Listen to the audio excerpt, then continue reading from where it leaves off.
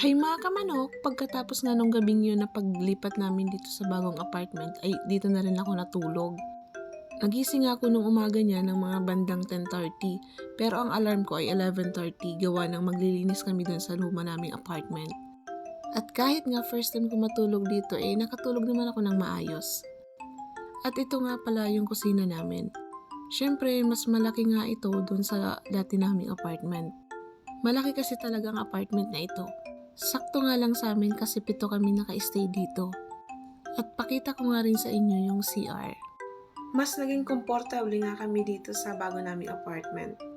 Pagdating naman sa CR ay grupo-grupo kami. Dito nga sa CR na ito ay kaming dalawa ni Princess.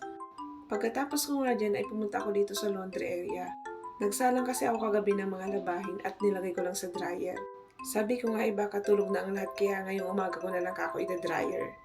Ay nako, laundry area pa nga lang ay parang kwarto ko na. Naghilamos na nga ako dyan kasi andyan na si Princess. Noong umaga kasi niyan ay duty siya. Half day duty. Mga bandang 11 pa nga lang ay tapos na pala sila kaya agad rin siya naghilamos gawa ng makikialmusal daw kami sa kapitbahay na naman. Yung tira nga kagabi mga niluto ay yun yung aalmusalin namin. By the way, mga 11:30 na nga niyan kaya brunch na kung tawagin.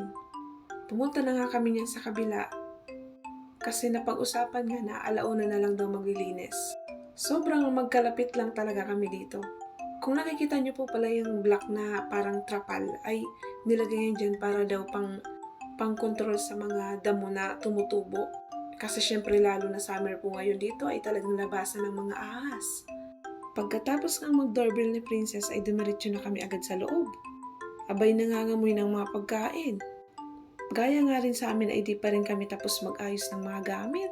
At itong apartment nila Senpai Batch 2 ay malaki rin. Ohayo gozaimasu!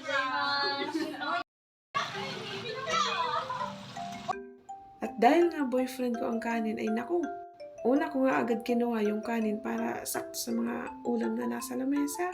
Meron nga dyan carbonara at mga pritong manok. Pero syempre hindi magpapaulit talagang kanin at sabayan mo pa ng suka ay nako. Pagkatapos nga namin mag-brunch kila Senpai ay dumiretso na kami doon sa dati naming apartment. At paglabas nga namin ay sobrang init. At sabi nga namin kahit isang araw pa lang kami nakakaalis dito sa bahay ay nakakamiss rin pala. Ito nga yung dinat na naming kwarto. May mga tira pa nga kaming gamit kaya kukunin namin ngayon. Busy nga ang lahat niyan at ako'y kinuha ko rin ang mga kortina.